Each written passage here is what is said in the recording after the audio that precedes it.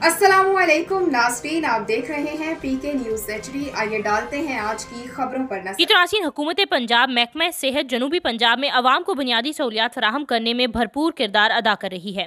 अवाम corona से बचाव की दूसरी वैक्सीन भी ज़रूर लगवाए। उलमा कराम, उस्ताज़ा कराम, सहाफ़ी बिरादरी और मोअज़्ज़ज़ीन इलाका हमारी टीमों के साथ भरपूर ताउन करें।